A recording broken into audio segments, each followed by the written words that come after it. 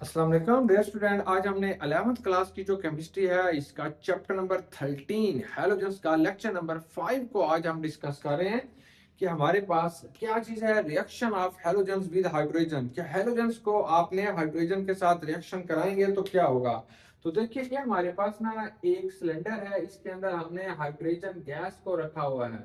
ये hydrogen gas इसके अंदर मौजूद है और वन बाय वन आपने इसे हेलोजन के साथ रिएक्शन कराना है। Halogens can be denoted by X2। Halogens को आपने X2 के साथ ज़ाहिर करते हैं because it is present in A molecular form में, और ये भी गैसियस स्टेट के अंदर आपने लेना है।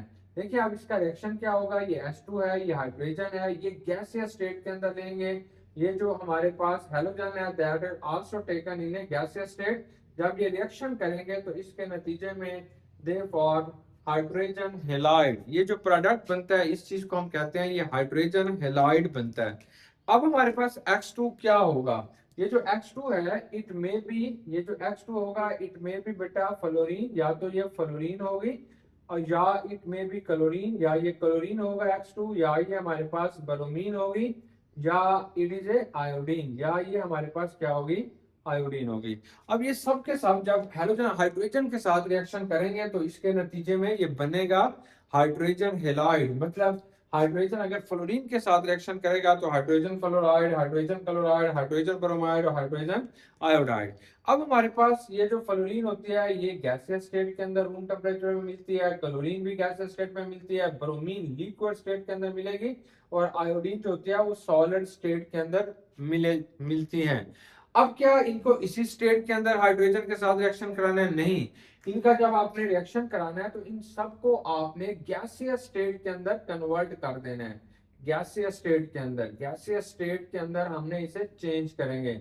मतलब फ्लोरीन और क्लोरीन ऑलरेडी गैसियस है तो इनको वैसे ही रिएक्शन करा देंगे, लेकिन ब्रोमीन और आयोडीन को आपने गैस की फॉर्म के अंदर रिएक्शन कराएंगे, फिर जाके हमारे पास जो है ये रिएक्शन होगा।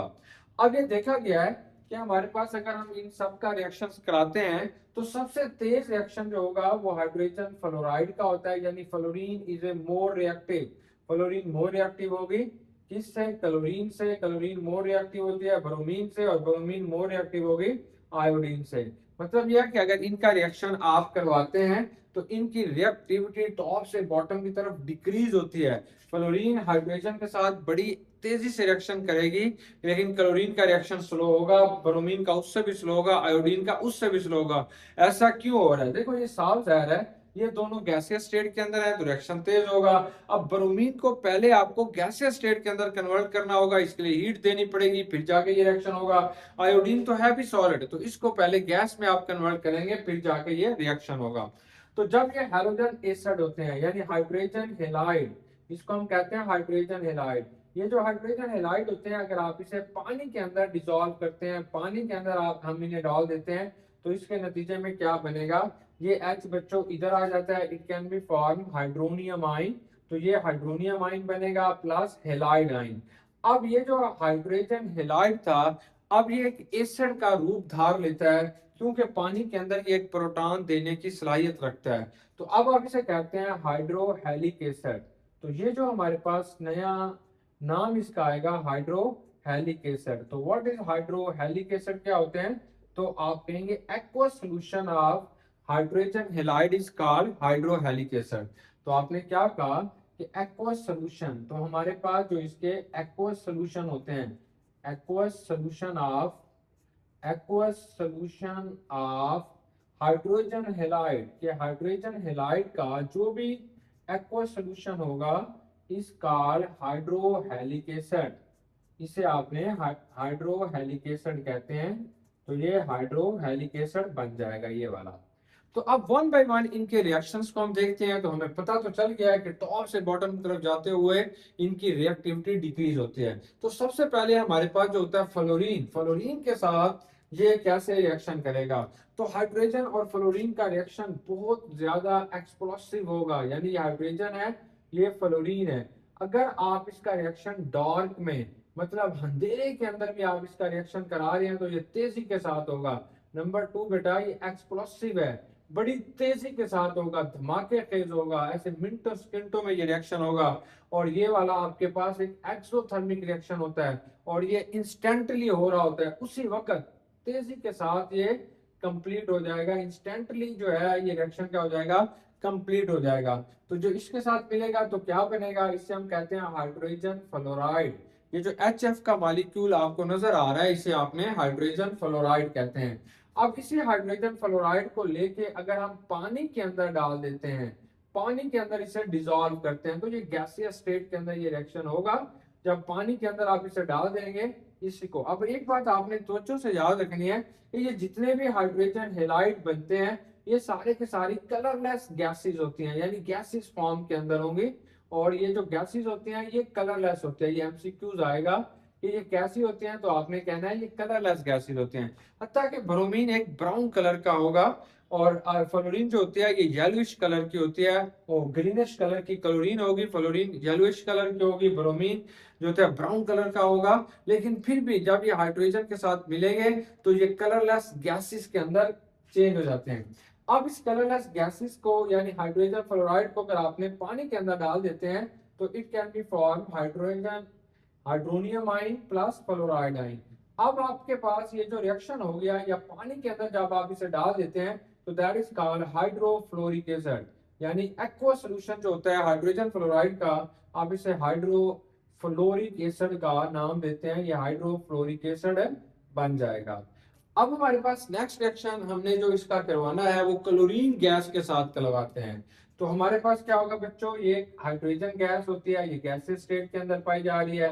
ये जो क्लोरीन होती है वो भी गैसियस स्टेट के अंदर पाई जा रही है। अब आपने जब इनका रिएक्शन कराएंगे तो ये आम हालात में ये रिएक्शन नहीं होता, यानी हाइड्रोजन हेलाइड यानी हाइड्रोजन क्लोराइड नहीं बनता। क्यों नहीं बनता, क्योंकि इस रिएक्शन को स्टार्ट करने के लिए थोड़ा हाई टेम्परेचर चाहिए।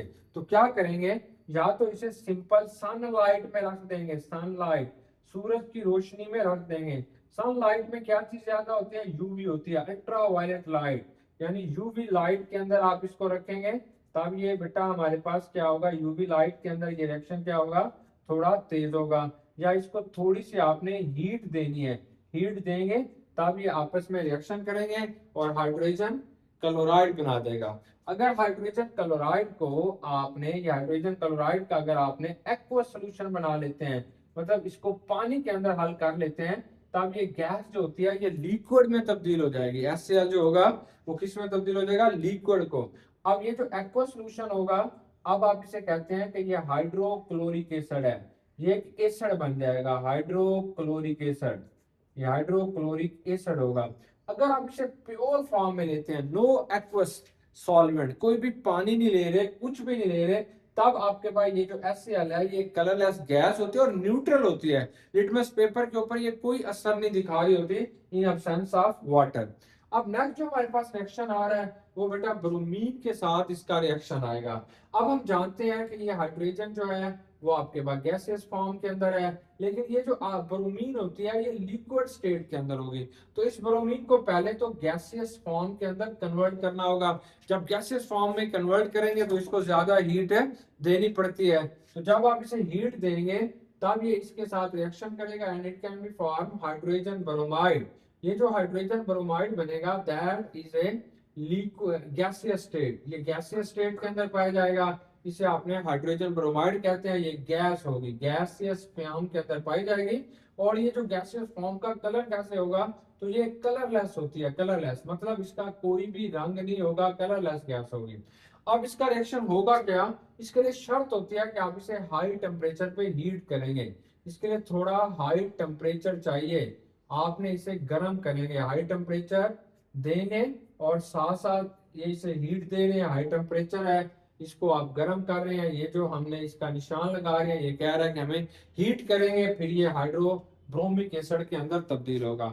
अगर हाइड्रोब्रोमिक एसिड को आप पानी के अंदर डाल देते हैं तो ये इसका एक्वा सॉल्यूशन बन जाएगा। इस एक्वा सॉल्यूशन को आप कहते हैं कि ये हमारे पास जो होगा ये हाइड्रोब्रोमिक एसिड बनेगा। लास्ट बच्चों जो हमने रिएक्शन पढ़ना है वो है आयोडीन के साथ। आयोडीन के साथ जब हाइड्रोजन का आप रिएक्शन कराते हैं तो हम जानते हैं कि आयोडीन इज ए सॉलिड। ये जो आयोडीन होती है ये एक सॉलिड है। सबसे पहले इस सॉलिड को गैस के अंदर कन्वर्ट करना होगा।